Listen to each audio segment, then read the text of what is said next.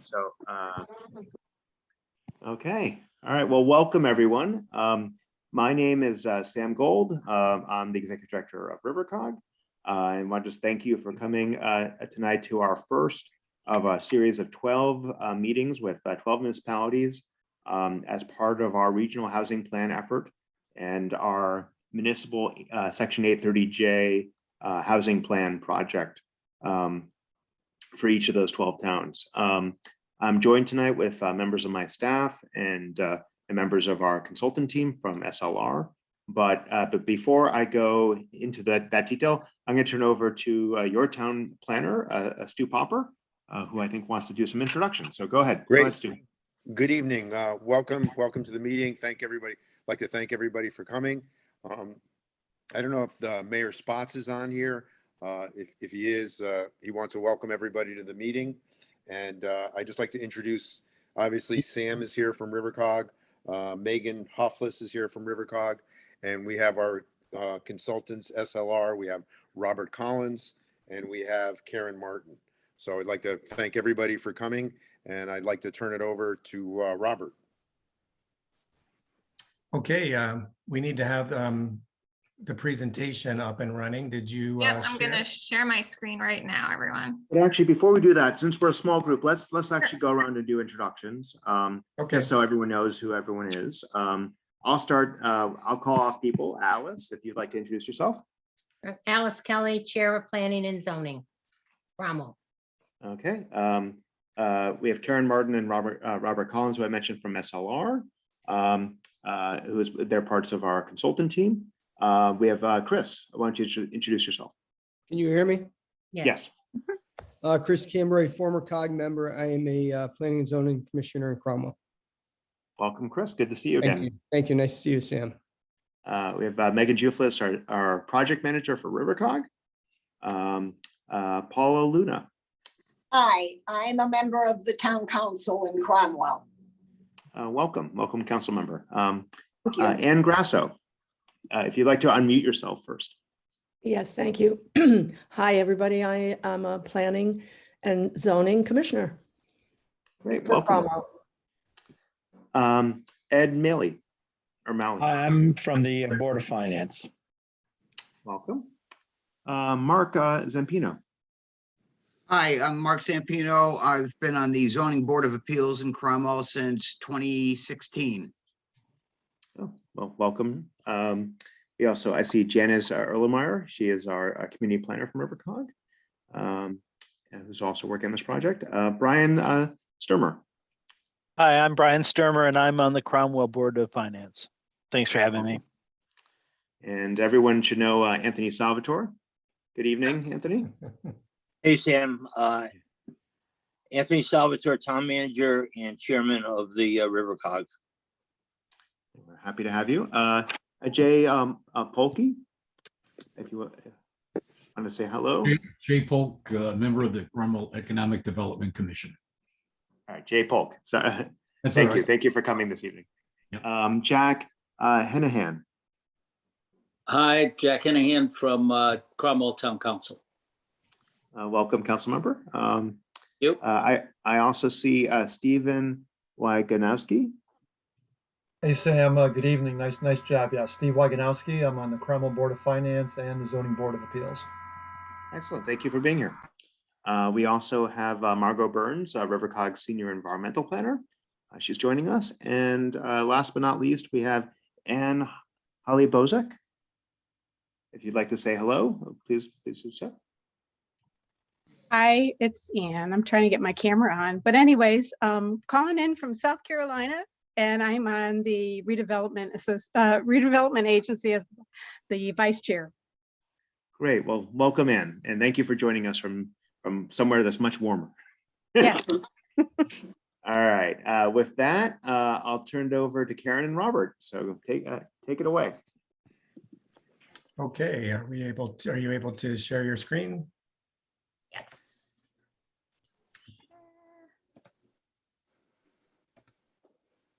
Okay.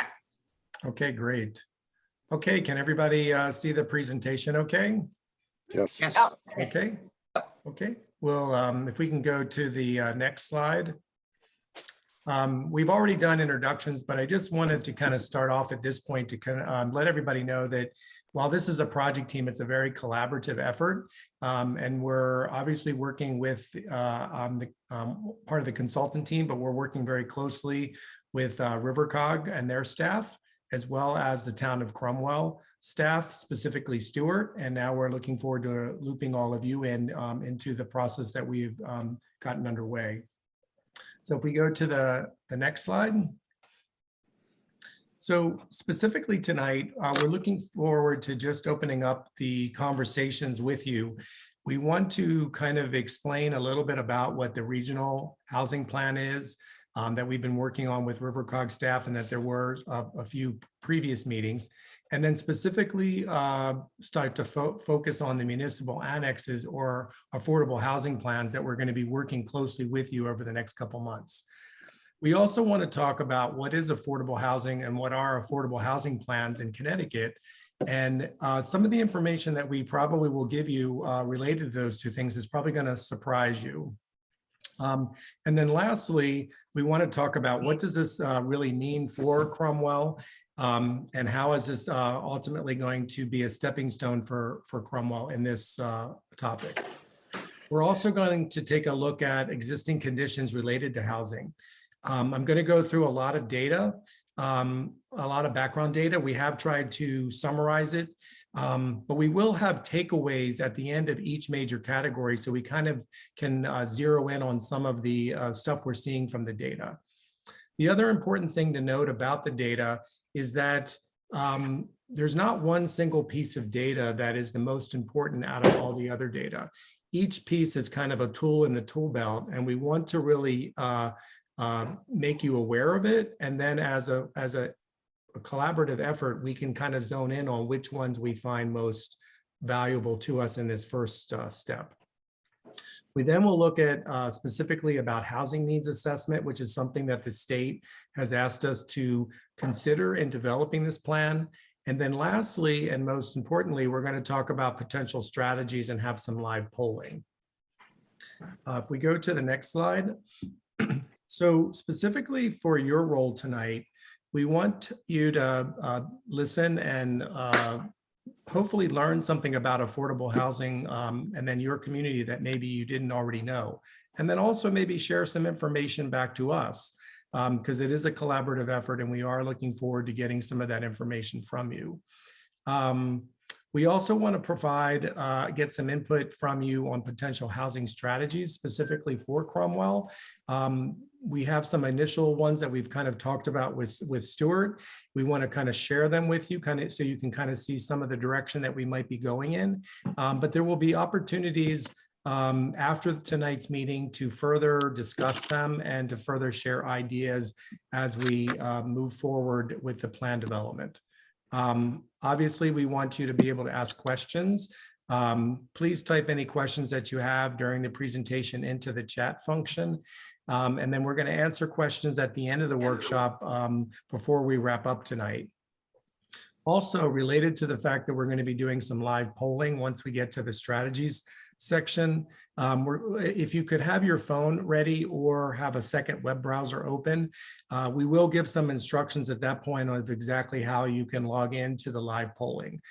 We will give everybody an opportunity to log in, and it should be a pretty easy interaction and get some live results to share with you tonight. So let's get into the introduction. So specifically, what is the relationship with the to the regional housing for the region as a whole? And how does this fit into the regional plan of conservation that was approved by RiverCOG in the fall? Housing was obviously a major component, as many of you realize, and that as a region as a whole, there's a lot of trends and challenges that exist in the region related to housing. So as a first step beyond the RPOCD, the desire was to move forward with developing a regional housing plan. We were brought on board to assist the RiverCOG staff and then also to team with each individual town. But at the regional level, I mean, the regional plan is going to have two parts. First, there's going to be a regional housing analysis, which we've been working on with RiverCOG staff. And that is focused on region-wide trends and challenges and exploring them in a little bit more detail, as well as focusing on recommendations that the region as a whole can do to assist towns with housing coordination and creation. The second part is what we're starting tonight with you, and that's actually to develop a municipal 830J plan, or an annex as it's being called in this project, but really what that is an affordable housing plan that meets the requirements of 830J in the Connecticut statutes. We will explain a little bit more about that in a few minutes. But what's most important for you to know is that this is a town-specific plan. So exactly what are these affordable housing plans in Connecticut? Specifically, as you may already know, this is legislation that was passed in 2017 by the Connecticut legislature, and it desired that all communities in Connecticut start to consider and adopt an affordable housing plan by this coming June. These plans are also supposed to be updated every 5 years, so that this initial plan is a stepping stone into making housing more affordable, but there will be ongoing efforts to try to improve upon them. It's a bottom-up approach so that we can kind of look at the local level, and each community kind of works in developing the best plan for them. It also should have some actionable progress towards meeting the state goal. But each community is going to decide what strategies are best for their community. Okay. So as I mentioned before, this is an opportunity for Cromwell to create a housing affordability plan, which specifically we have changed the accent on this particular slide to putting housing first. While it's coming under this legislation that is called affordable housing plans, the most important thing for each community is really to develop a plan that's about housing and its affordability. And each community is going to have different values and priorities, different target groups, seniors, young families, workforce housing, and stuff like that. So the biggest focus and that we want to really bring home tonight is that we really want to focus on housing and its affordability. And the hope is at the end that you will feel comfortable with that and your final plan. So kind of wrapping up the introduction, we want to talk again a little bit about the state guidance that they've given us so that we kind of make sure that the plan meets some of their basic priorities. And they have set up a guidebook, and they do want us to consider a community value statement. They do want to make sure that we include housing needs assessment that we will talk about tonight. And then they want us to make sure that we look at things like zoning and other barriers that there might be to housing and housing affordability in your community. And then lastly, they want to make sure that these plans develop strategies and actions for the next 5 years that we can implement as together and start making some progress on housing affordability. So this is an initial slide about what exactly is affordable housing. People have a lot of different thoughts about what affordable housing is, and all of those various definitions and thoughts are true to what you see. But specifically in this process, we have to kind of hone in on what the state wants us to look at as far as what is housing affordability and affordable housing. And specifically, they define housing as being affordable as long as it costs no more than 30% of a household's income. And that is for every income category that you can think of, whether a person is making over $100,000 or making less than $20,000. The goal is, based on various standards, is that households shouldn't spend more than 30% on housing costs. Because if you do, it might jeopardize your ability to pay for other types of things that the household might need. Doesn't mean that, and many of us do spend, in fact, more than 30% of our income on our household for housing, but the goal is to try to keep it under 30%. Specifically, 830G, which is another of the state legislations that you might be familiar with associated with affordable housing, is that they also define affordable housing as housing that is deed restricted or subsidy supplied, that will then allow the low-income households to not spend more than 30% of their income on the housing.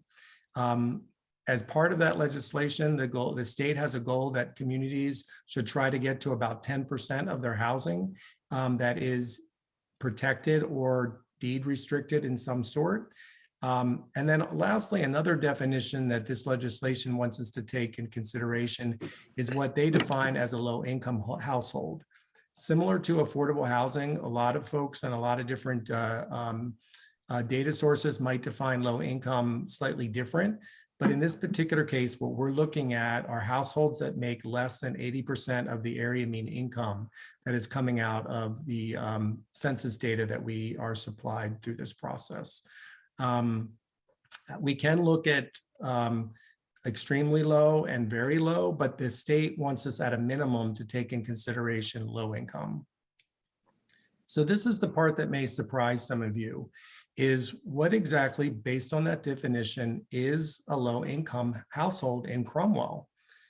Based on the information that we have from the US Census, a family of 4 making less than $80,000 and an individual making less than $56,000 a year would be classified as low income according to this definition.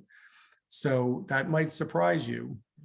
And then making sure that these individuals have access to housing that doesn't cost more than 30% of their income. And it's important to note that housing cost also includes things more than just the rent payment. It also includes things like utilities, property tax, HOA fees, and maintenance costs. So those are all things that are included.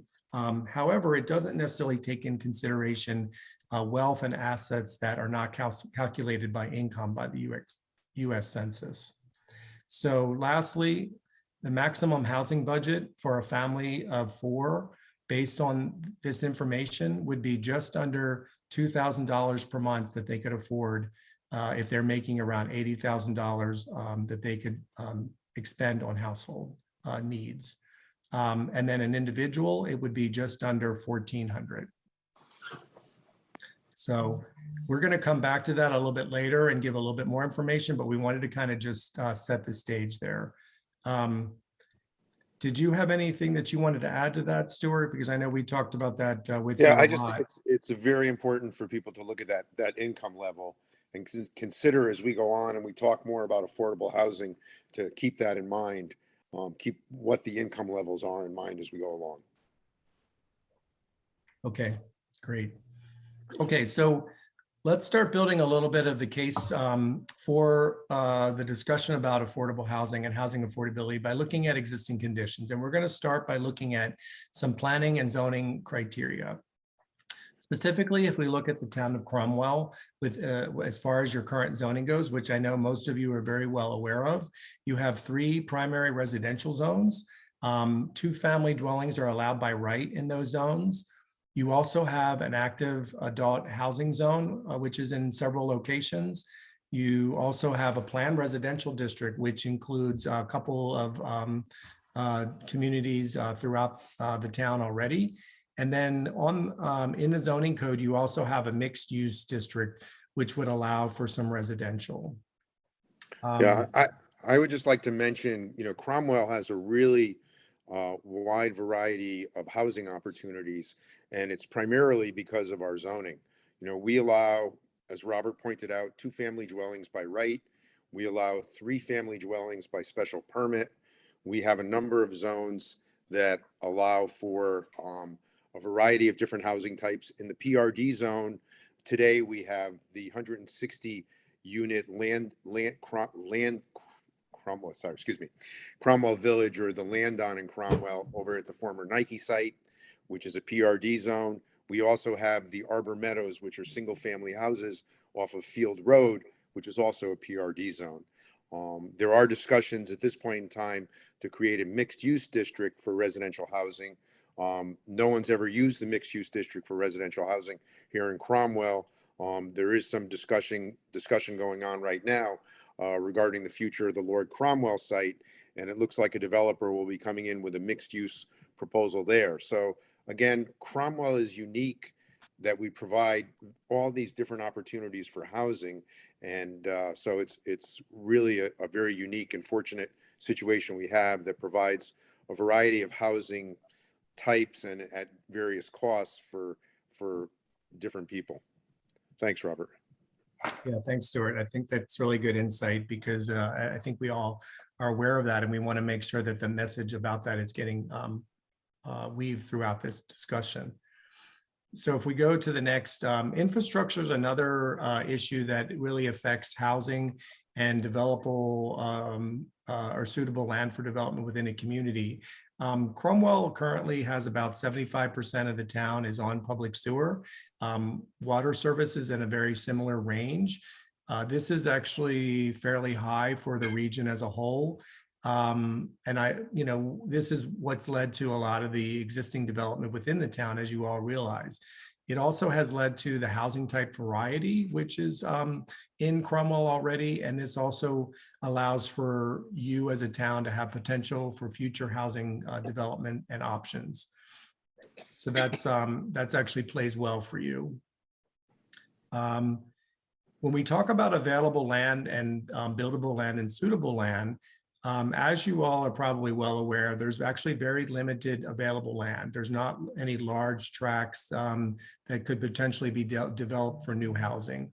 It's pretty fully developed. And most of the land that might be seen as available or vacant when you look at it in a plan view, most of those probably and most likely have natural constraints to development, such as ridges and topography, soil limitations, floodplains, aquifer protection areas, things like that. There's also a significant portion of the eastern part of the town that is actually obviously in the Connecticut River and the Mattabesett River watersheds, and that also somewhat limits availability for development. There's also currently almost 20% of the town is comprised of parks and open space. And obviously there's not, that's one of the assets of the community, and there's not really a desire to change that for obvious reasons. Looking at planning items that kind of can give us some guidance. First, we take a look at the RPOCD that got adopted for the region in the fall, and specifically the future land use plan and map that got developed lays out a concept for the future land use in the region. It also is built on sustainable strategies, as many of you are very aware of. And the plan also focuses growth away from certain items like natural habitat and resource protection corridors, also wants to protect open space. And then it focuses growth towards other things, such as existing developed areas where there's infrastructure and also access to transit. If we look at the actual town's POCD, we know that right now the POCD is being updated and new housing recommendations can be included. So that will be something that will actually tie very closely with what we're doing now, because we will have probably completed the affordable housing plan prior to working on your POCD. And so therefore things can easily be inserted into the POCD as it's being developed based on some things that comes out of this. But if we look at the existing plan that's on the books right now, there is some discussion specifically in goal number 8 that talk about housing and also about residential growth and managing growth. Most of them are things about new housing of appropriate types and making sure that it's in locations that will allow it, and also maintaining community character. There was also a desire to promote housing choice to make sure that it's meeting the need of all residents at all socioeconomic levels.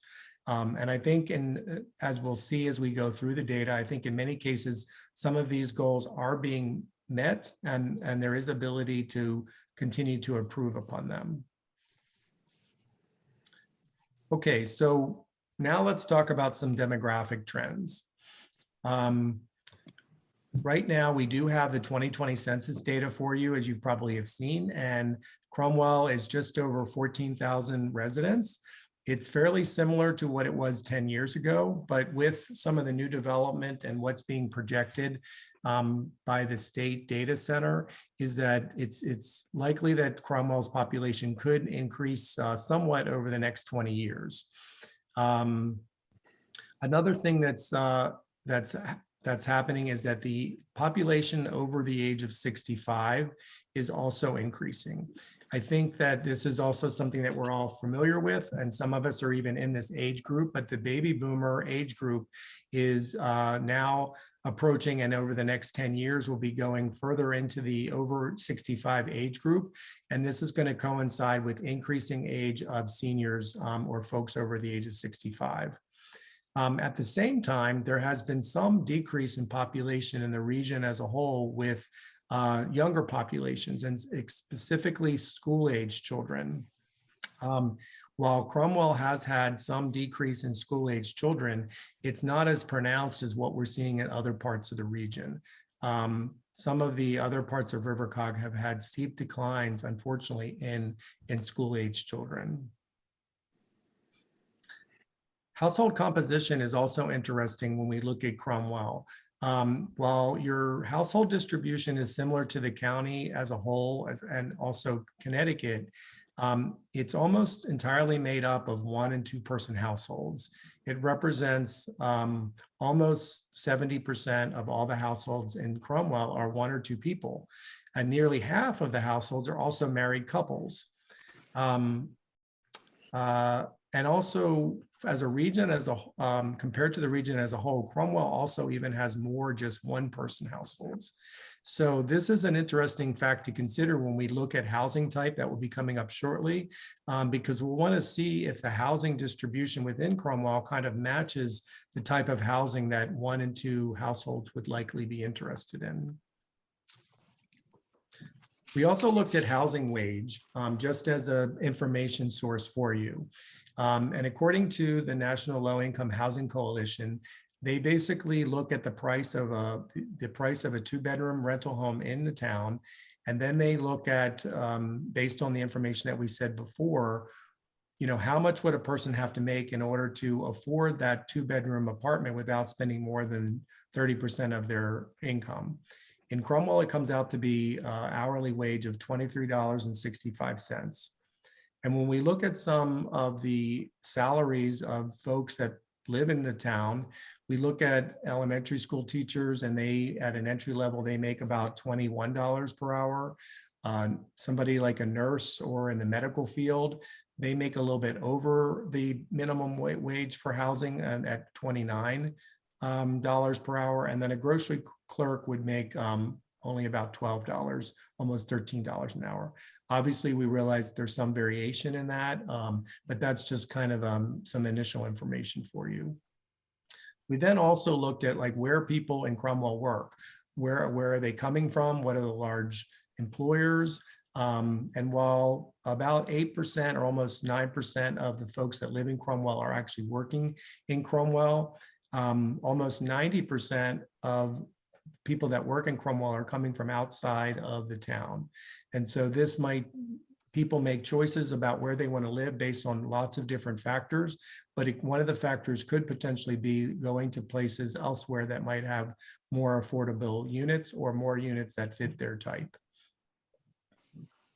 So the big takeaways for demographics, to kind of reiterate, is that the town's population was pretty stable in the last 10 years, but it's projected to increase somewhat between now and the next 20 years. The population is going to be continuing to age, and the over 65 is going to be increasing. Younger populations are seeing lower growth trends, but Cromwell as a whole has a lower decline than other parts of the region and the state.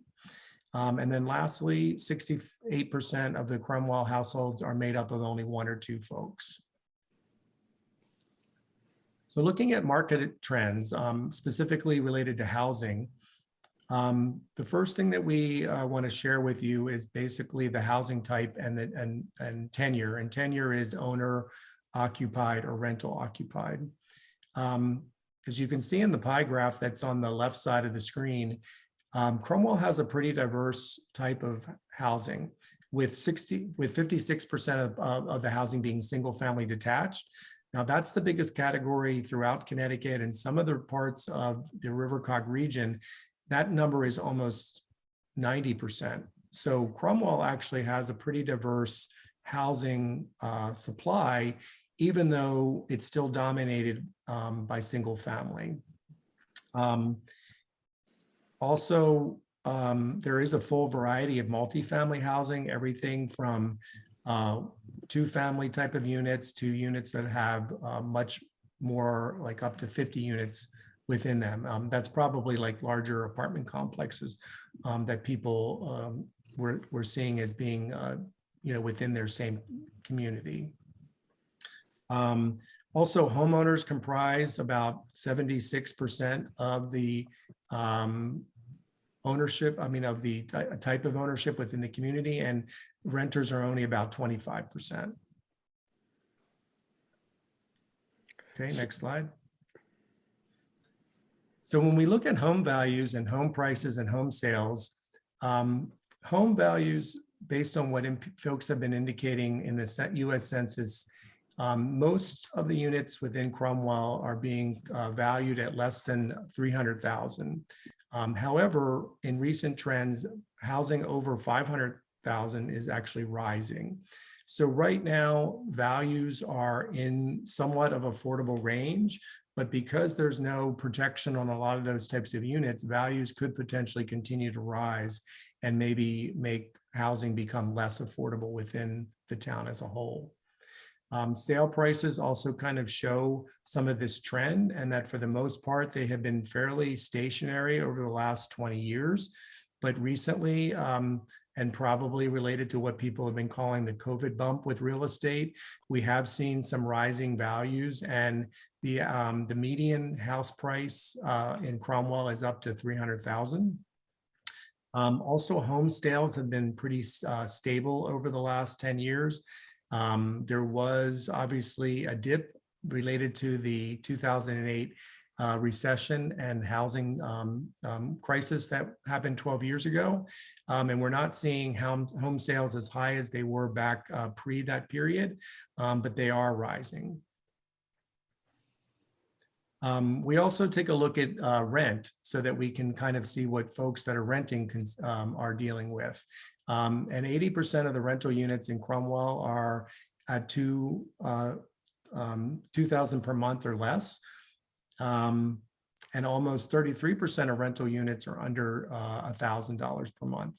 Now, this also points to some affordability, but maybe not affordability at all different ranges.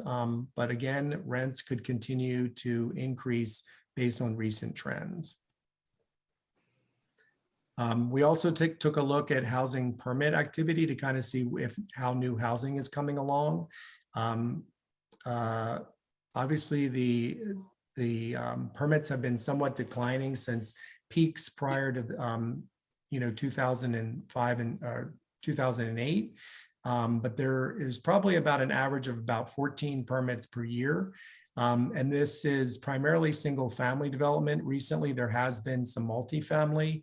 And I know that as recently as this past year, there was a multifamily project that came on board that had 7 buildings with 160 units. But it's important to note that multifamily properties, when they're listed, are listed as one permit for the buildings and not for each one of the individual units. So that's why the numbers might look a little lower. Also, there's on the Stuart can kind of talk about it a little bit more than I can, but there's right now in 2022, there's also some additional multifamily projects that the town is currently considering or looking at. Yeah, I'd like to just talk briefly about that. So we settled a lawsuit for 186 Court Street, which was the Ewald Estate property. And the lawsuit called for 60 market rate multifamily units to be constructed there. That property has finally been sold. It was purchased by members of the Carrier family, and they'll be coming in with an application for those 60 units, which is an approved project basically They are going to propose to change the makeup, make it more two-bedroom units within that, and maybe make the buildings a little larger. They're going to be 3 stories with 30 units in each building. So that'll be coming online this year. We're having discussions at this point regarding the Lord Cromwell site. There's some tentative proposals for about 260 multifamily units and 36 condos over there, and about 30,000 square feet of commercial space. So that could be a very large project. I'm sticking with the average of about 14 single family permits a year. The Planning and Zoning Commission in the last 6 months has approved 2 residential subdivisions with 16 single family houses in them, and those will be constructed this spring. And over on the Arbor Meadows, over on Field Road, which had a total of 75 single family homes in it, they're up to about, I'd say, the second phase. So they're above 15 units. And again, there'll be a total of 75 over there. So the housing market continues, the single family market continues here in Cromwell. The big surprise is the number of multifamily units that will likely be constructed if approved over the next probably 3 to 4 years. Okay, great, thanks. So the housing market takeaways that we want to just kind of summarize is that there is a diverse housing stock currently in Cromwell compared to the region as a whole. And obviously, based on what Stuart just discussed, it's probably going to be continuing to diversify, which is actually a good thing. And 27% of currently the units within town are considered multifamily. 56% of the housing units are classified as 3-bedroom or larger. This is an important point to make because this may be mismatched with the 1-person household majority that the town currently has. 68% of the town is 1 or 2 persons. And so it's possible that seniors that might want to downsize or new families that might be wanting to come in, they might want to have something that is not a 3-bedroom property or bigger than 3-bedroom. And so there might be a mismatch with the types of households and the types of units that currently are available. So that's something that the town might want to consider looking at. Also, the median sale price in town right now, as of last year, was $300,000. So this is somewhat affordable, but it is rising, and it could continue to rise over the next 5 to 10 years. There is a net new housing permit activity is somewhat low, of 14 per year, but as Stuart mentioned, there is a couple of multifamily and some new development that's coming in the next couple years for us to consider as we prepare some strategies for affordable housing in Cromwell. So as kind of a quick summary, both home values as well as home rent prices tend to indicate that there's some naturally affordable units in town. We have to be careful that it's possible that those naturally affordable units might become not as affordable in the near future. So it's something to consider. Okay, so now the last thing that we're going to talk about before we talk about strategies is kind of focusing back in on the housing needs assessment. And this touches back with the item that I mentioned at the very beginning about low income and families of 4 and individuals. So again, based on the definitions that I supplied at the very beginning, a low income family would be a family of 4 would be a family with a household income of less than $80,000 and an individual making less than $56,000 per year. Based on the census information that we have received, there's 795 low-income households in the town that meet this category. Also, if we look at very low, which would be the next category down, which would be a family of 4 that's making about $52,000 per year and an individual making about $36,500 per year, there's 460 of those types of households that exist in the town today. And then the extremely low income category, which would be individuals making less than 22,000 per year and a family of 4 making less than 31,000 per year. There's currently about 435 families that fit in, or individuals that fit into that category. In each category, we also looked at homeowners and renters, and the homeowners and renters, obviously that adds together to the number that's on the top. But in the low income category, there's more homeowners that are in that category, as well as in the very low. But in the extremely low category, there's more renters. All of these households added together represent about 29% of the total households in the town.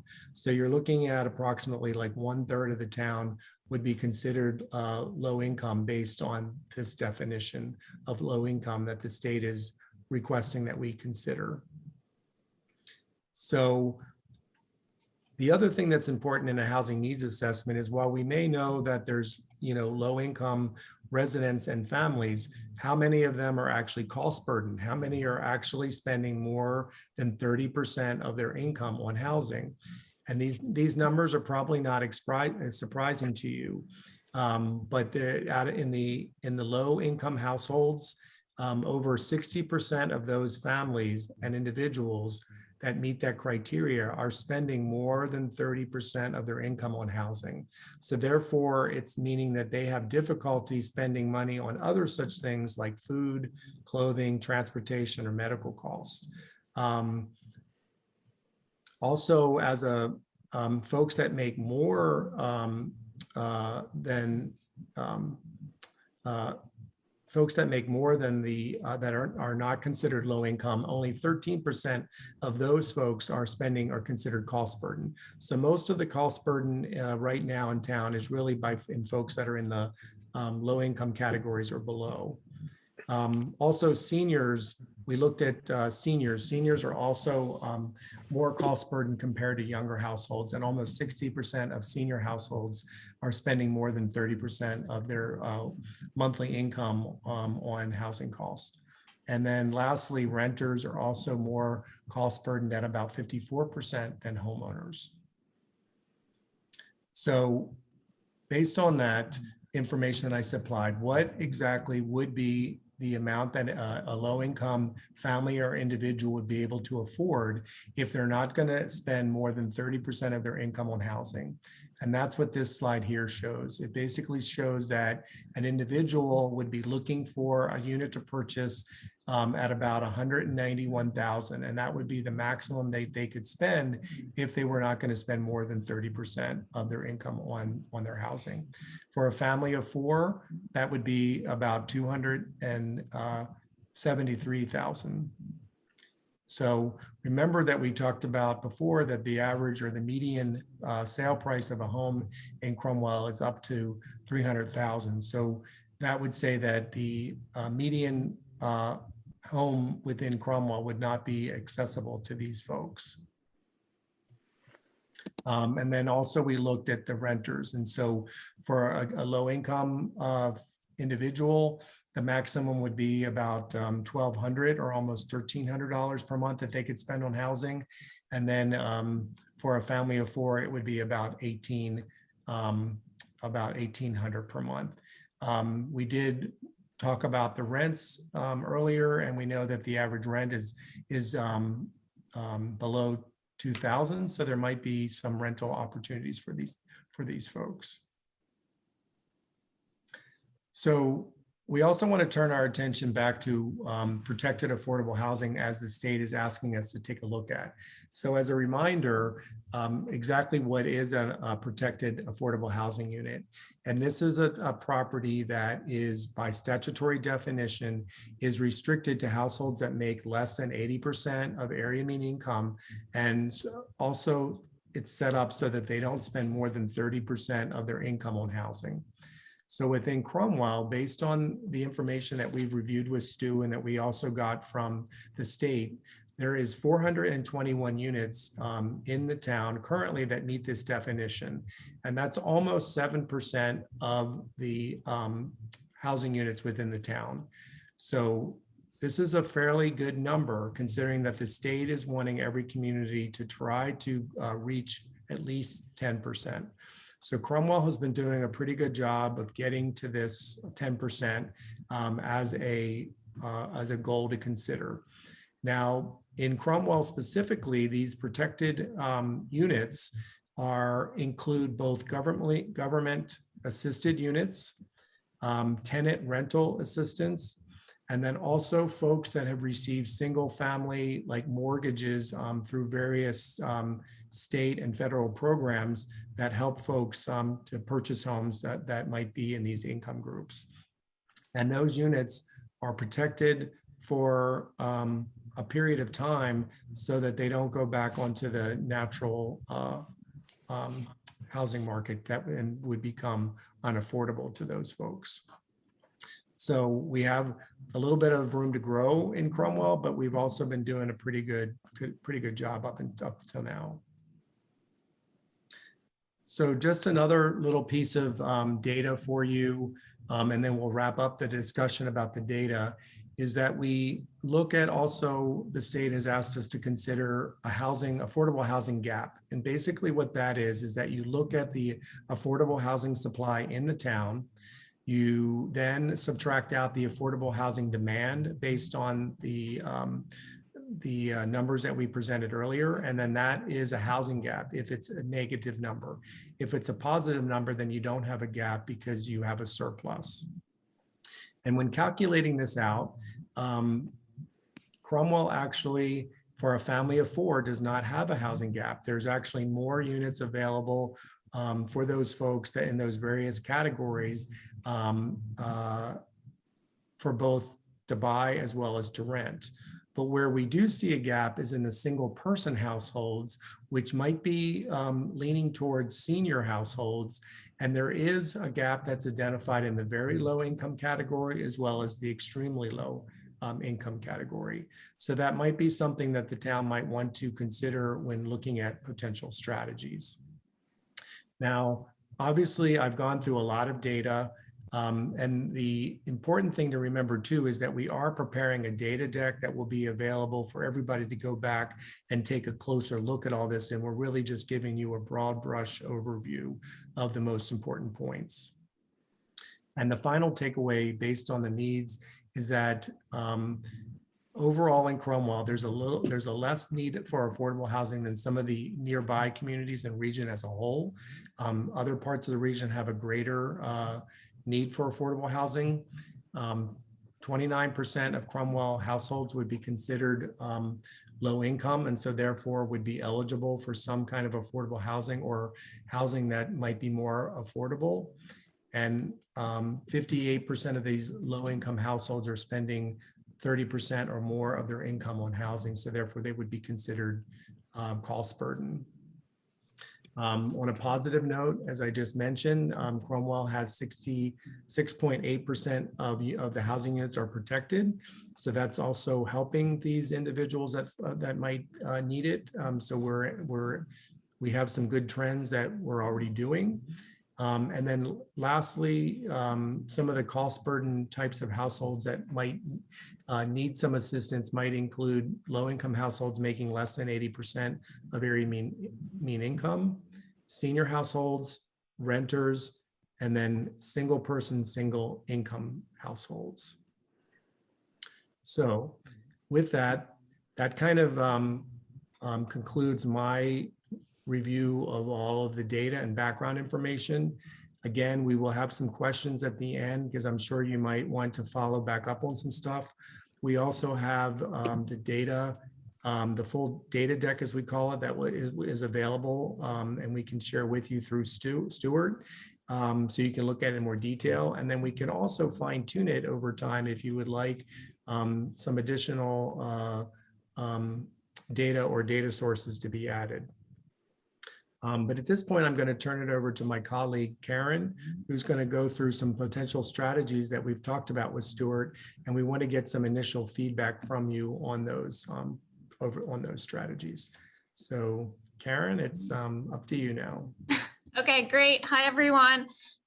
Thanks so much for joining us. So as Robert mentioned, we're going to shift gears a little bit and move into the section of the presentation where we're going to present some potential strategies that Cromwell could utilize to achieve some of the affordable housing and housing affordability goals that Robert just mentioned. So Robert presented a lot of data. He showed some areas of need in Cromwell, while also recognizing that Cromwell has done a really great job in promoting housing diversity up until today. And that will continue in the future. But in order to meet the requirements of the 8-30J plan, we do want to promote some potential strategies to continue moving in that right direction. So we have a few strategies that we have, initially identified. Stu helped us kind of brainstorm about some things that might fit well with Cromwell's goals, Cromwell's conditions, existing conditions, and kind of all of the things that Robert just presented in his portion. So basically what I'm going to do is I'm going to present a set of 4 strategies. And we'd also really like to hear your feedback. So after we present the potential strategy, we'd like to get a sense of whether you think that that's something that you'd be interested in seeing Cromwell follow through with, or maybe you'd like to see Cromwell move in a different direction.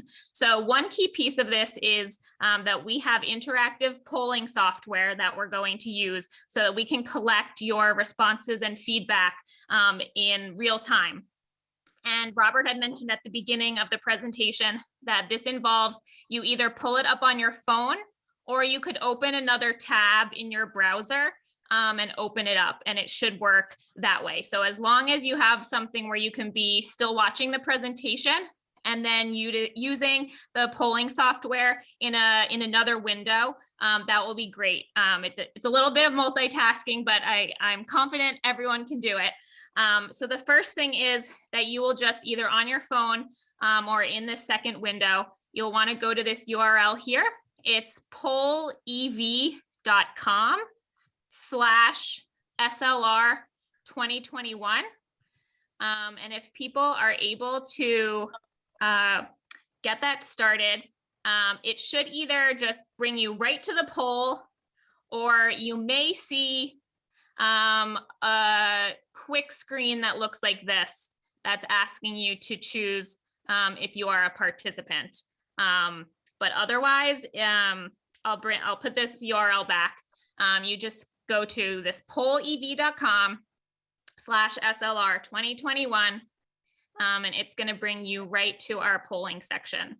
And I will give everyone at least a minute or so to get on. If you are having maybe any technical questions, you can try putting them in the chat box. But hopefully everyone will be able to get it going. Hey, Karen, it's Ann Helabozic. I did the survey earlier. Is this the same survey that was sent out? The survey that was in the fall. We received it on an email the other day, just recently. Okay, Yeah. That's more like a community survey through RiverCOG for kind of the whole overarching project. And this one is literally custom. It has to do just with tonight's activities. Okay, thanks. Yep.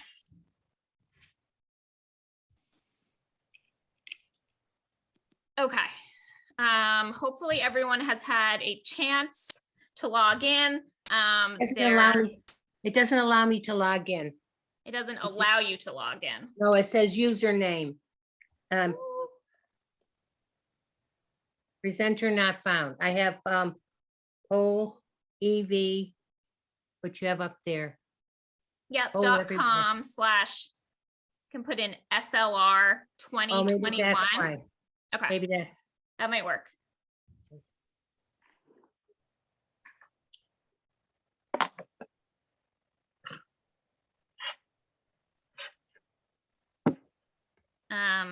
We do have a test question here. If you can see this come up, you'll be able to see if you're able to get it to work.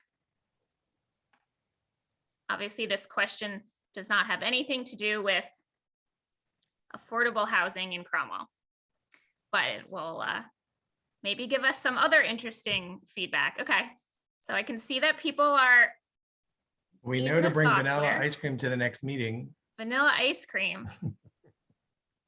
Always the surprising winner. Okay, so I think people have hopefully gotten a hang of it. So as we go through, this will be the type of question that you will be presented with, and you'll be able to participate.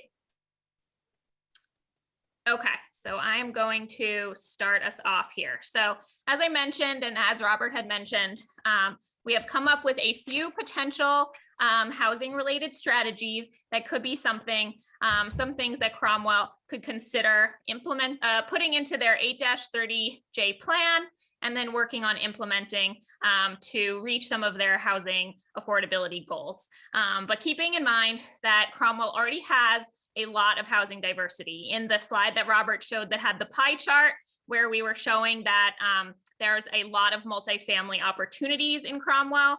The slides that we showed that had the housing and rental values showed that, you know, there is housing in some of the more affordable price points. But have to keep in mind that this doesn't necessarily mean that everyone's needs are being met.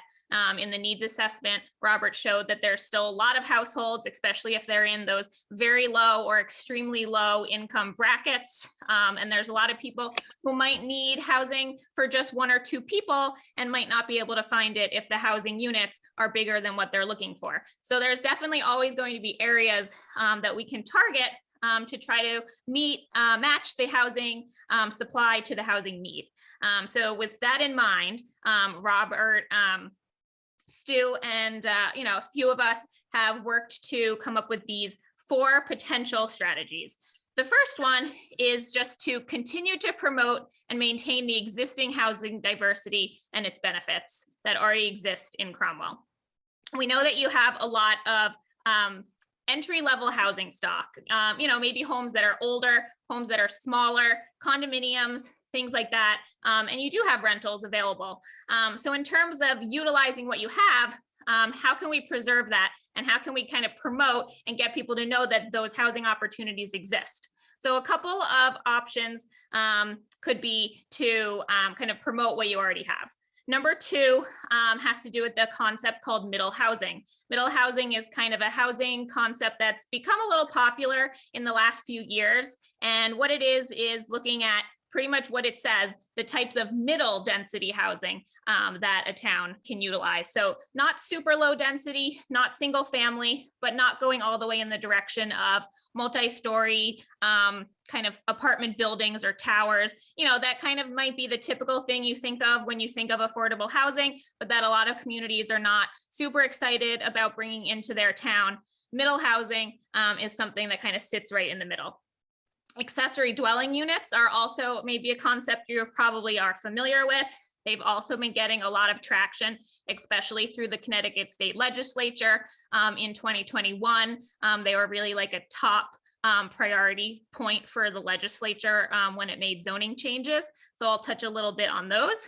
And then the last one is that affordable housing units can be included in new development. So when a new developer comes to Cromwell and they do have a proposal for development, we can work, everyone can work together to potentially voluntarily have developers include some affordable units in their proposals.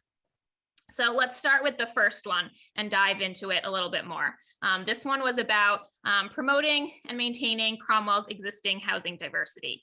You have a lot of types. They could be older homes that, came during the post-World War II housing boom. They could be some older or newer condominium complexes, and you have single-family homes in a range of sizes, as you saw in Robert's data that discussed a little bit about the number of bedrooms in different units. So promoting this naturally occurring affordable housing will open opportunities for people if they know how to get matched with the type of housing that would be appropriate for them. On the rental side, this could look like promoting rental assistance opportunities throughout some of the multifamily communities in Cromwell. For home buyers, this could look like promoting financing and mortgage opportunities, especially those that are run through state or federal programs, especially aimed at first-time home buyers. So those are some potential options that we think might be worth considering. We did want to ask, what kind of housing unit do you live in? You know, since we're talking about the great housing diversity that does exist in Cromwell, we were just curious to get a sense of everyone who's here tonight. What type of housing unit do you reside in?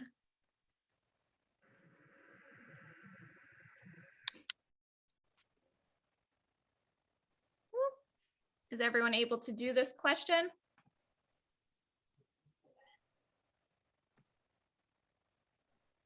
Okay, looks like we have a strong representation from people in single family homes. Some people live in condos. I know there's, you know, a lot of people in Cromwell, maybe they're not, you know, on our workshop tonight. I'm sure that live in apartment buildings throughout the town as well. But again, this is a good reason why we always want to promote that existing diversity. So how would we actually put a strategy like this into action if we want to try to encourage programs that will match residents with the housing that they need?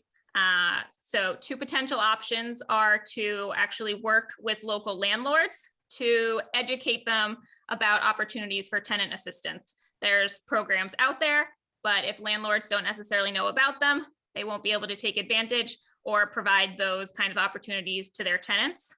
And on the home buyer side, the town could consider educating local realtors to promote some of those mortgage and financing opportunities through the Connecticut Housing Finance Authority or other similar organizations. So for this, the strategy could look really like an educational tool, educational programs. You know, there could be opportunities to create flyers, create handouts, and just provide just general more knowledge and more information so that if there is a potential resident or a current resident in Cromwell that needs to find housing, how will they get connected with these types of programs that they kind of could benefit from knowing about? So this question is just to ask, how do you feel about this strategy? I mean, do you think that kind of an educational based program where reaching out to realtors and landlords to expand opportunities would be beneficial? Would this be something you'd like to see Cromwell explore in its 8-30J plan? Okay, so we've got most people feeling relatively positive about it, a few people feeling neutral. So that is good to know. And like I said, these polling questions kind of give us a sense of whether these strategies are moving in the right direction or not. We'll have time to continue refining them. But this is kind of our first opportunity to get a sense of how people feel about different options. Excellent. Okay, I'm going to move on to the second one. Okay, so the second option is this concept of middle housing.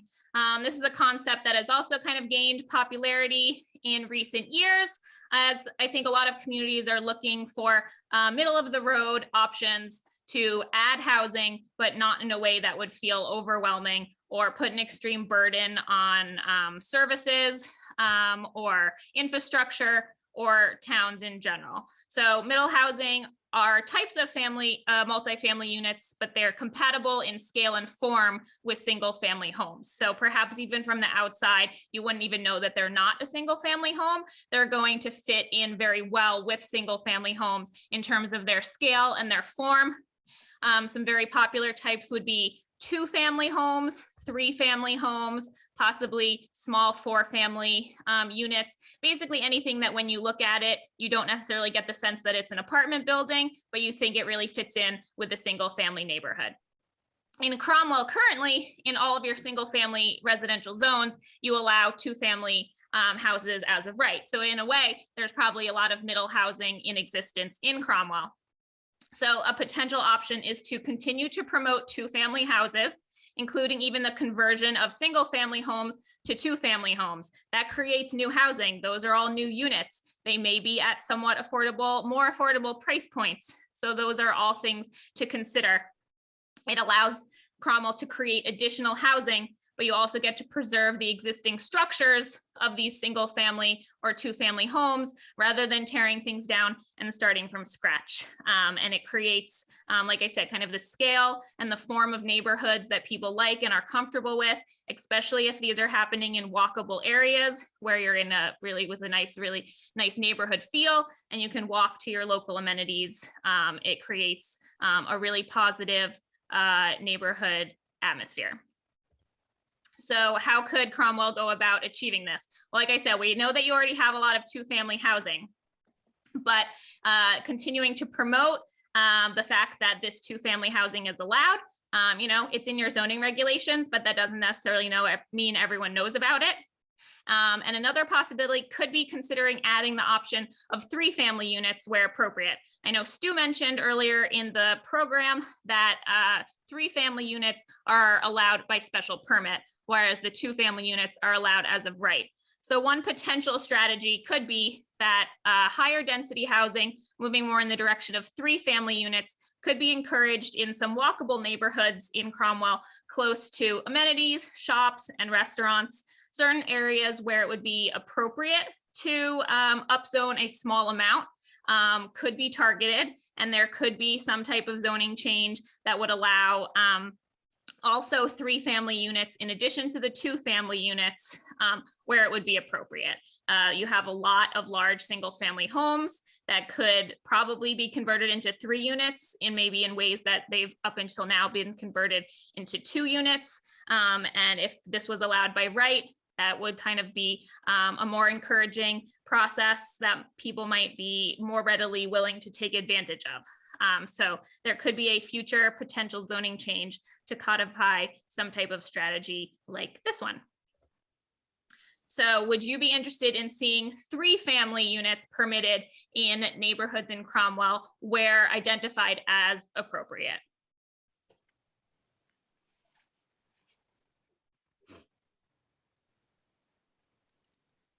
Okay.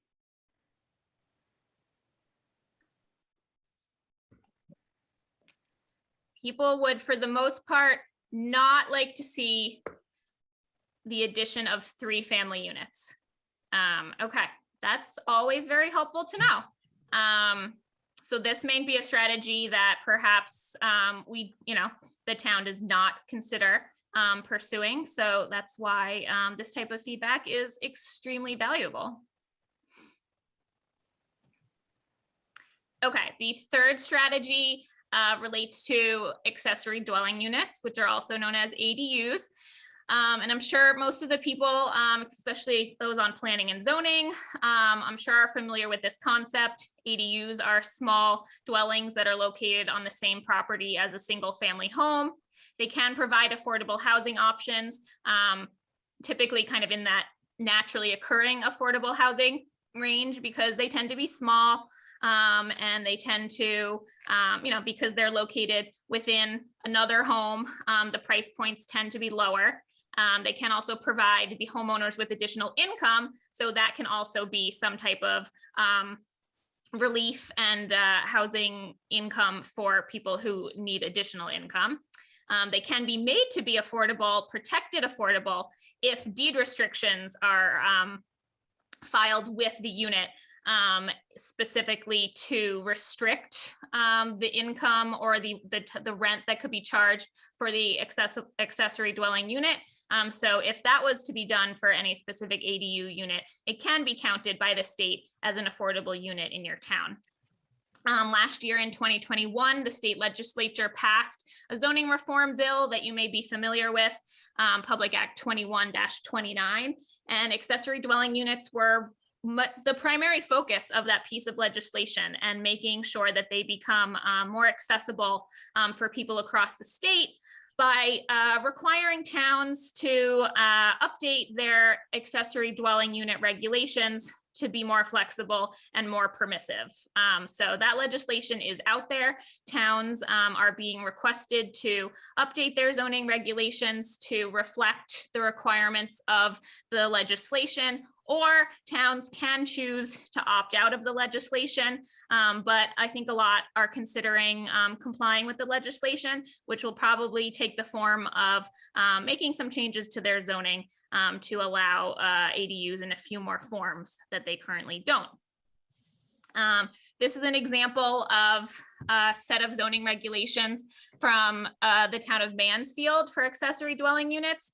They did a kind of complete overhaul of their ADU regulations in order to make them more flexible.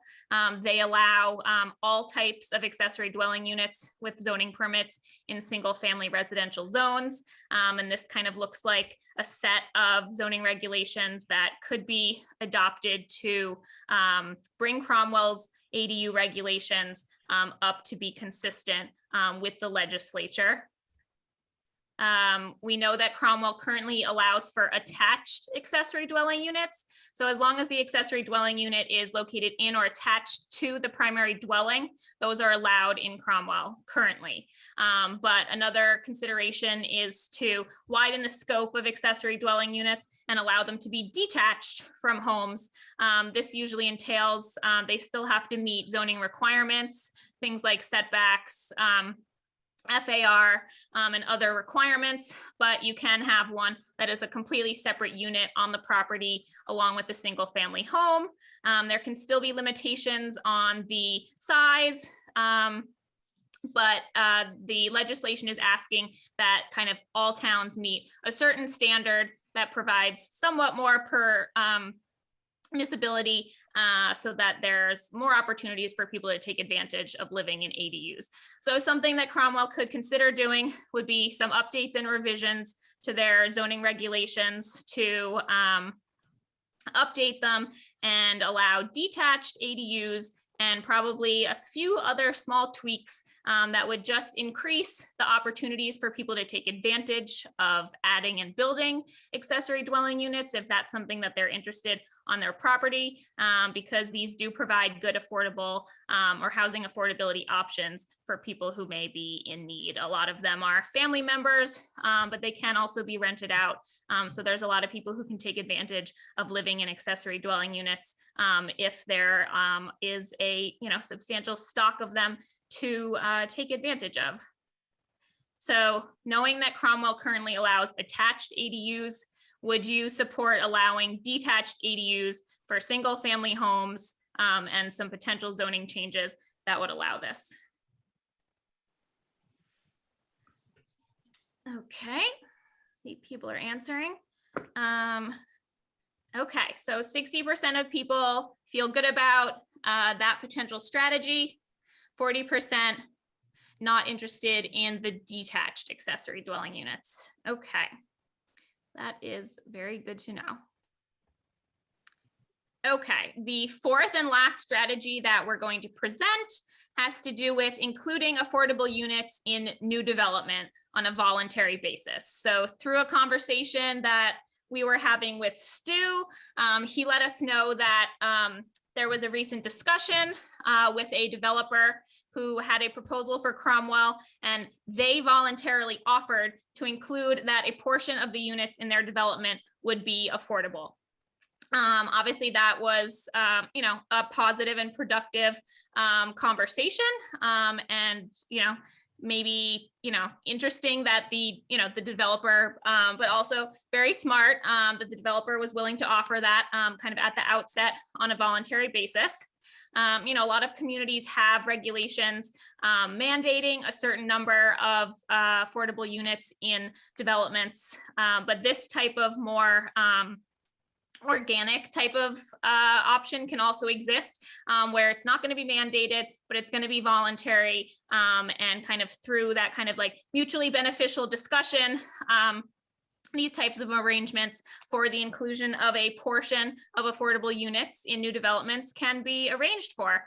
So in order to see that, potentially these types of agreements could be something that happens consistently in the future in Cromwell, there could be some steps taken to kind of encourage this type of voluntary inclusion of affordable units. These opportunities would enable additional deed restricted units to be created in Cromwell, be added to your affordable housing stock, and they would become perhaps kind of a standard or a pattern that people would voluntarily choose to take advantage of when they're proposing new multifamily development in Cromwell.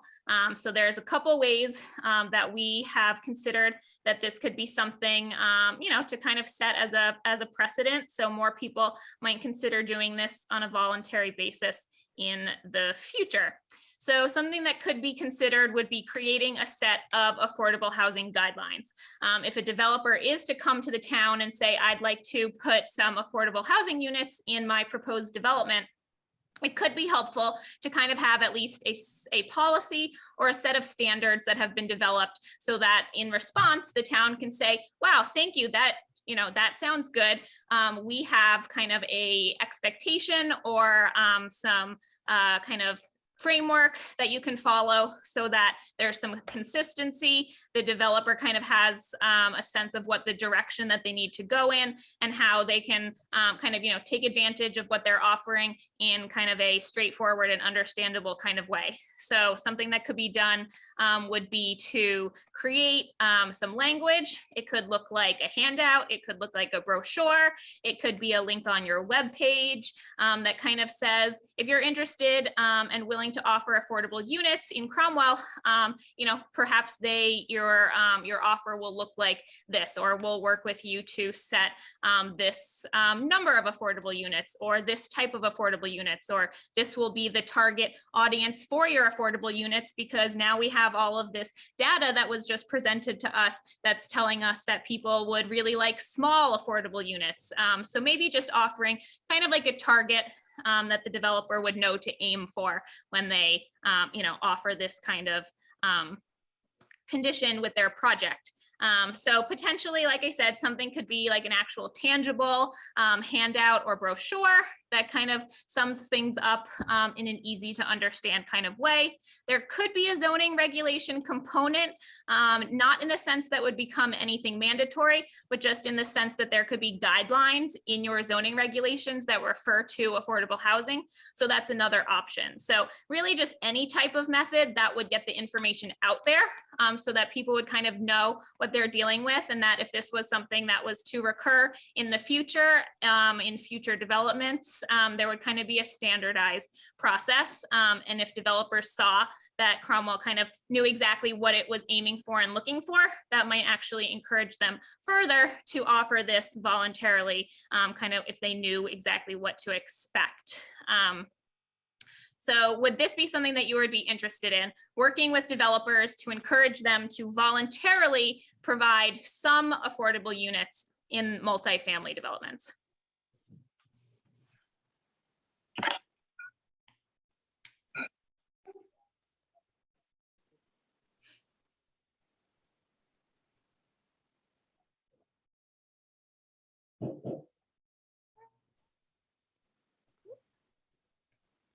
My answers aren't showing up.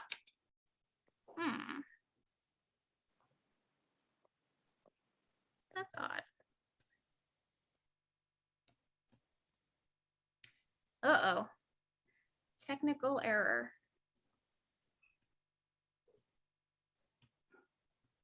Okay, well, it looks like 9 people responded. We can further discuss this one in the chat since my polling software doesn't seem to be working on this one. Maybe I can grab the results on the back end. Another potential question is, if this was a type of voluntary program that was instituted, but Cromwell wanted to put out at least some set of guidelines, what percentage of units would you like to see set aside in new developments? Either 10, 15, or 20% are kind of some standard percentages in either legislation or inclusionary zoning policies across the state that I know other communities have used.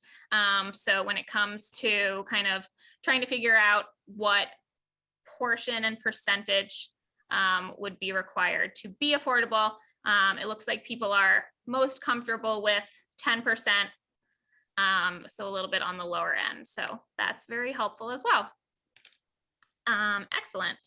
Okay, so now that we have presented all 4 of those strategies, we just wanted, as a wrap up, which ones did you like the best?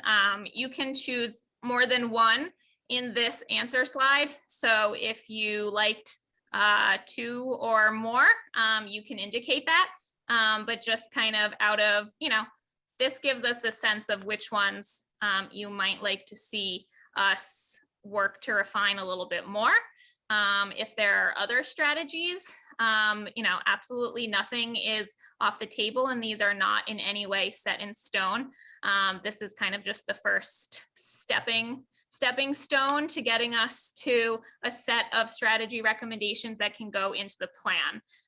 Okay, so it looks like most people were, the largest portion of people were interested in the education aspect strategy, but other people, about the same amount, also liked the voluntary inclusion of the affordable units. About a quarter of people like the ADU strategy, but not too many people like the addition of the 3-family units in addition to the 2-family units. So that's really helpful. And this is great feedback that we will continue to work with and develop. And as Robert had said before, this is by no means the only opportunity to give your feedback and work out the strategies. We have quite a bit more work to keep working on and in drafting the plan, and we will continue soliciting feedback so that the final strategies chosen are some things that everyone in Cromwell would be comfortable pursuing into the future. So this was very useful, and thank you so much for participating. And we will be answering questions, as Robert said at the end. So if anyone has any specific questions about any of the strategies, please feel free to ask, and we will try our best to respond. So we just have a quick wrap up, and I'm going to hand it back over to Robert, and he's just going to say a few words at the end. Karen? Yep. It's Ann Alabozic. Hi. So I was actually changing my answer, and I noticed that every time I clicked on an answer, it added one more unit. So there seems to be a flaw in the survey. Okay. So now I've answered 4 times. So on this question by itself? Yeah. So on this one, you could click up to 4 times, because you could choose more than one answer response. But it's letting me click 1 3 times. It's letting you click 1 3 times. Okay, I think It's that might counting be it the as issue. 3 times. Yeah, okay. You should only be able to click each choice up to Right. 1 time. but Right, you can click yeah. them. Okay, that's very Seems to be a helpful to know. flaw. Okay, thank Okay. you for pointing that You're out. welcome. Okay, I'm gonna pass it back to Robert, and he will give a conclusion. Thanks, everybody, for participating with tonight's questions, and as we've kind of laid out the initial strategies. We want to make sure that it's very clear that we want to continue to have this dialogue with you over the next couple months, and also through Stuart. We're hoping to take the input that we've gotten tonight from the workshop, as well as other questions that you may have, and through questions that you may have beyond tonight that go through Stuart. We're hoping to continue the dialogue as we start to prepare your plan. The plan will get underway soon, and we'll start to have some drafts in the March-April timeframe. We will be sharing them back with you, and it should be available for public view probably in mid-spring. And then we will be finalizing the plan after mid-spring, and then adoption and submission to the state should happen by June 1st.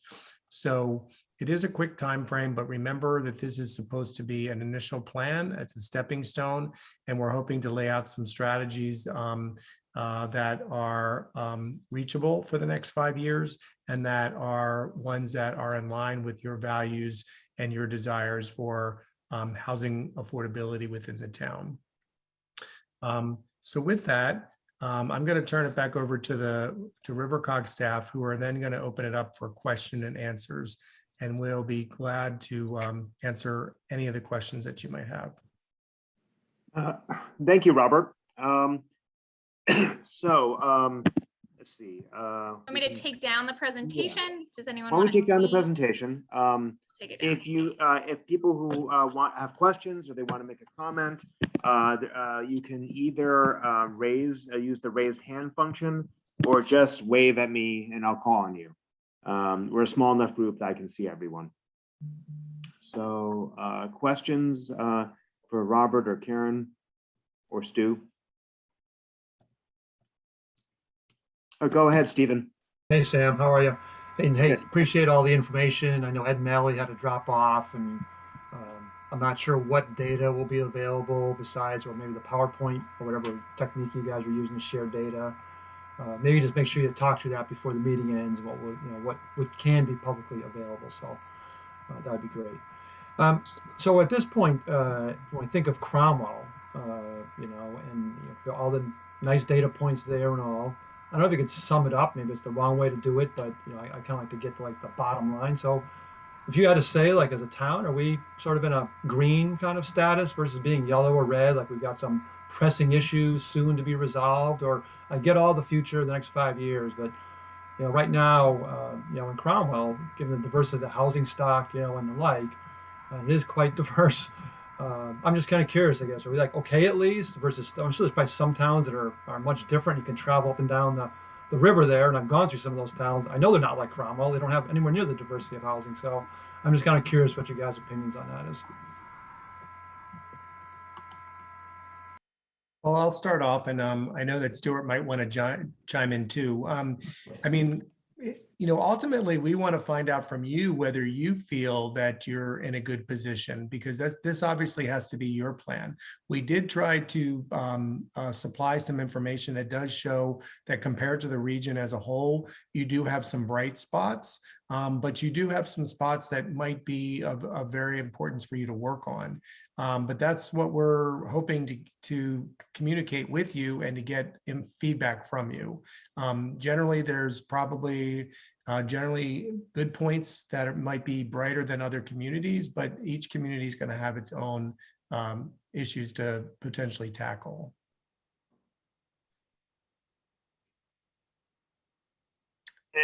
And also, just to go back to Stephen's question that was from the chat, one of the documents that will be that we're currently drafting is our regional housing plan, which has an existing conditions report, which has a very detailed housing analysis for each one of our towns, including Cromwell.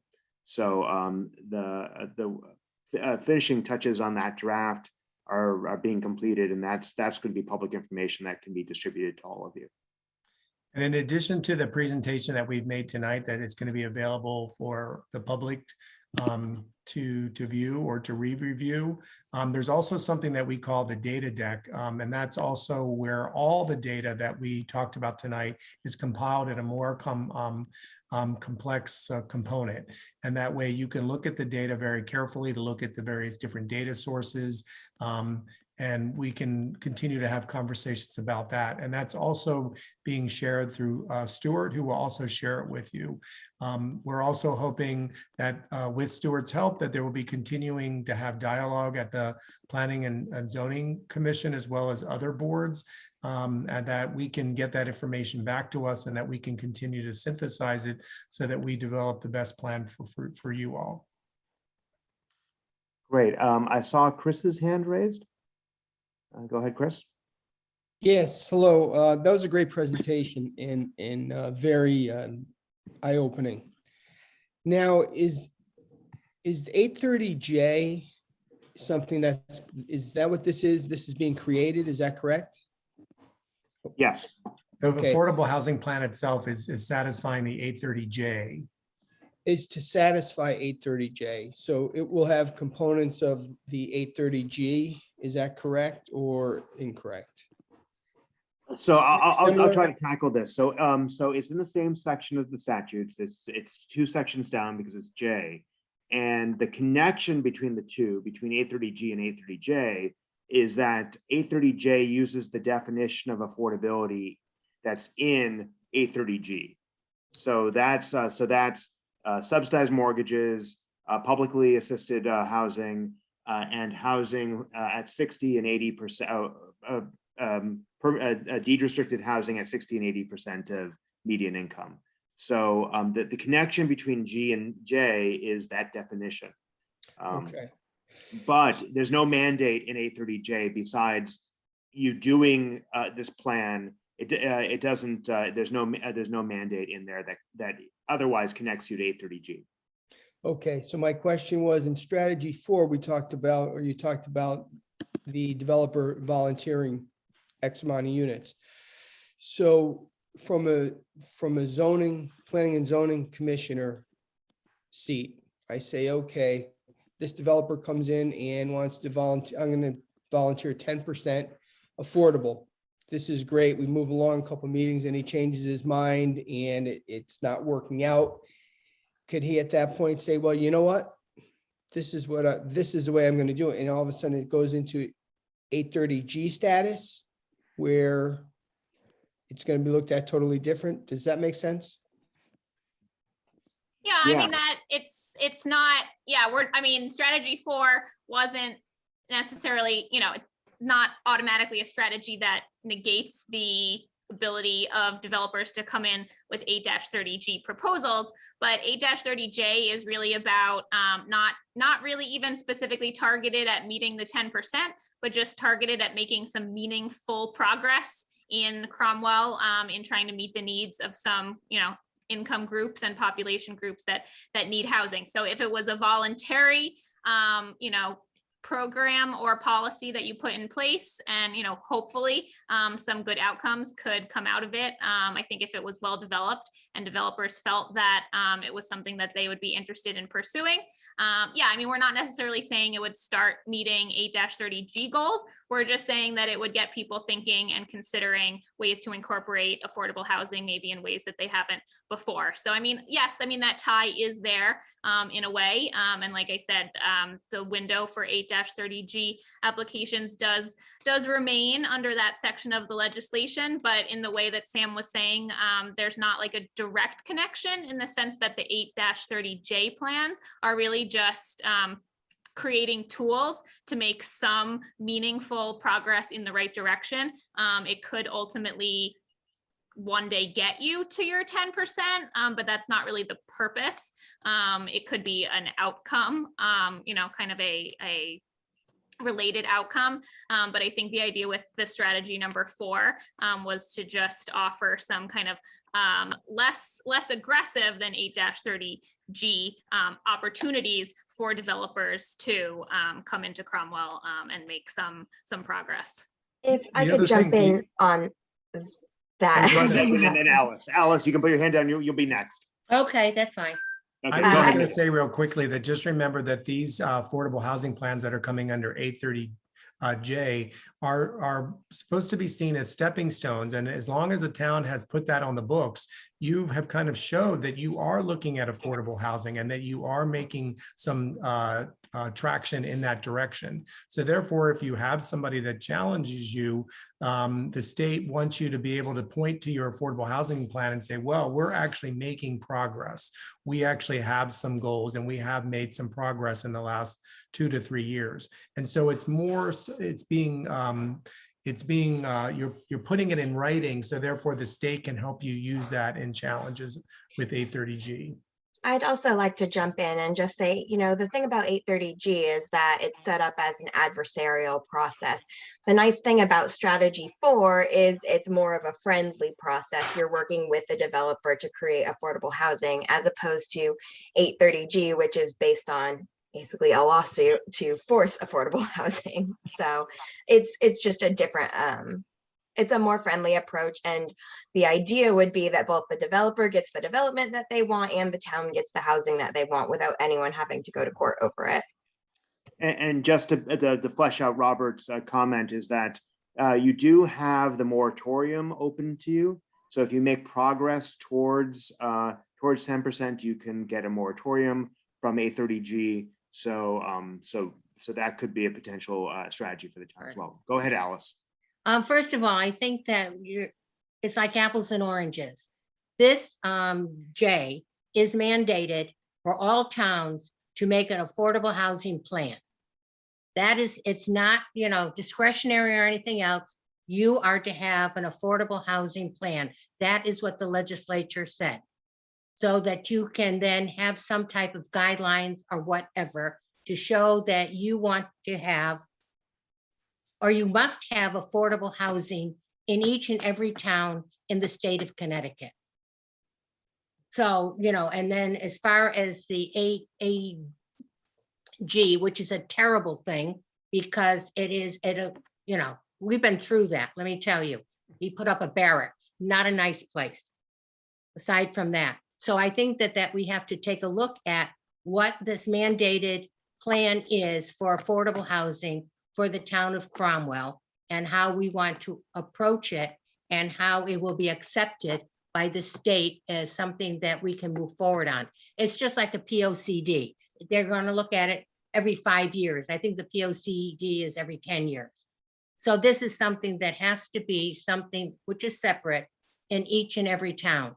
So as far as like your strategies and things like this is your plan, how you're going to be able to bring in affordable housing concept into your town in various ways.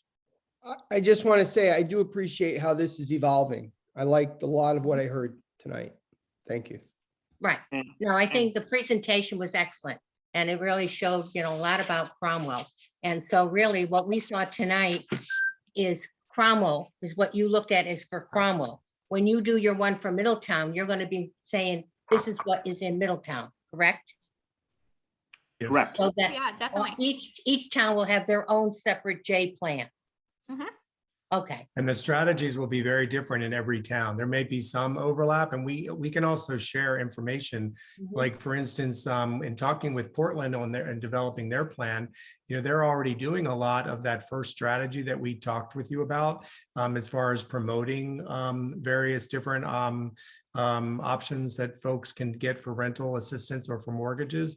And so we might be able to, in developing the strategy, we might be able to connect you with what they have done and what they've learned so that you guys can benefit from it. I just have a concern that, you're talking about it being a planning and zoning thing, that we're now into putting out mortgages. We're looking at, family assistance and all. I would think that in our town, that would come under the human services part in our town where they reach out for energy assistance, where they, for people like that. That I don't believe that is part of planning and zoning. I mean, if they want to. That's correct. That's The correct. strategy doesn't have to be a strategy that only the planning and zoning or the town planner would work on. We would, in developing the strategy, we would probably identify who in the town would be the most appropriate one to lead that. But Okay, then that's we do want to fine. make sure that all types of strategies are considered, even though others might be spearheading them. No, I understand. And now I see that you can have it there and just say it's okay. This is who you would contact if you want to know about these various assistance programs and things like that. Yeah. But the way it was presented here was like as if this was going to be in us. And I'm Okay. saying is, I think we're in now, we're in muddy waters. Right. And just to clarify this, when I read 830J, which I recommend to read, it's incredibly short.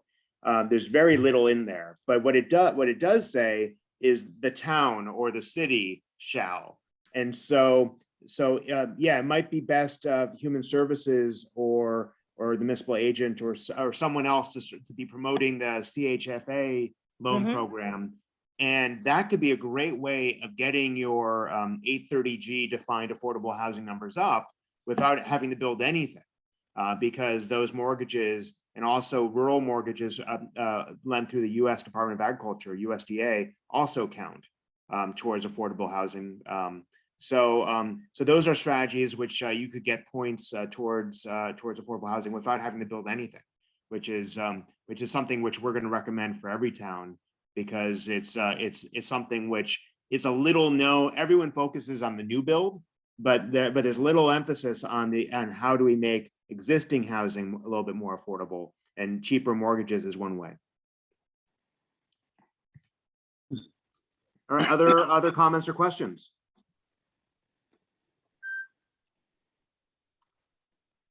All right. Well, if you want to put, Karen, want to put that last slide up again, that will have contact info. So please write that down. I also encourage you to go to the RiverCOG website, which is rivercog.org/RHP, and we'll put that in the chat as well. We will be putting the recording of this presentation up on our website and make that available for you to watch and for you to share with anyone in town that you think should see it. And we're going to be using your town planner, Stu Popper, as our liaison for this project, and to first of all be helping with giving us the context that's important for making sure that this 830J plan works for Cromwell, but also to make sure that we're getting everything that we need to do this. Trying to write 12 of these documents for 12 different towns is a huge challenge, but I was very happy that RiverCOG was able to find funding in its budget this year to be able to pay for this project, because it was an unfunded mandate on a lot of our towns, and we're hoping we'll not only have something that's valuable for the towns, but also you'll be able to show the state that you complied and are looking forward to other approaches. I think 830G has been a failure. It hasn't resulted in addressing the affordable housing issue, and it just creates these adversarial interactions between developers and towns and cities, and cooperative actions are really needed to truly address issues of affordability. So, Well said, Sam. yeah. Agreed. And, yeah. So any last questions or comments before we say goodnight for the evening? Great presentation as usual. Yeah, nice job. Well, good seeing everyone. Good seeing you, Alice. And just want to thank Robert and Karen again, and the RiverCOG staff. And thank you, everyone, for being here tonight. Thank I you. look forward to seeing you Thank again real you. soon. Yes. Thanks, Right. Sam. Good job. Thank you. All right. Thank you, Tony. Stay safe. All right. And also, last minute, I see that Mayor Spots did join us. So welcome, Mayor. Thank you. I just want to, I want to thank Stu, Sam, yourself, and Robert and Karen for a very informative presentation. It's a lot to take in, and look forward to moving forward with this affordable housing. So thank you, and thank you to everyone who attended tonight. We had a good representation of the Town Council, Board of Finance, Planning and Zoning, etc. So thank you all for taking the time to join us. And Tony, thanks for your leadership in this. Thank you, Mayor. Thank you, Mayor. Thank you. All right. Have a Thank good night, you everyone. all. Good Thank night. you. Good Night. night.